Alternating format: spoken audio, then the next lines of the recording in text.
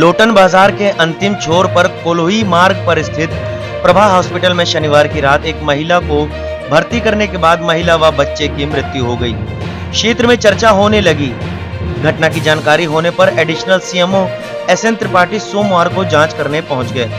उन्होंने अस्पताल की गहनता से जांच की, सभी कागजों को देखा।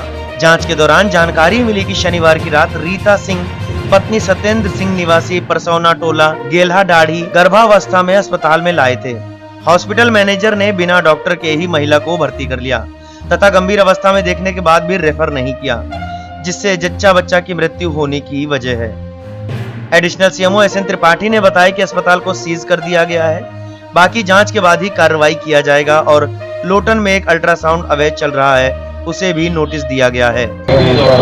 उसमें तत्काल अभी उसका सब जांच किया जा रहा है जी, और तत्काल प्रभाव से अभी इनका ताला बंद करा रहा हूँ, जिस हॉस्पिटल को बंद करा रहा हूँ जी, और उसके बाद सारा जांच हो जाएगा, कमी देखा जाएगा किस स्तर पर है।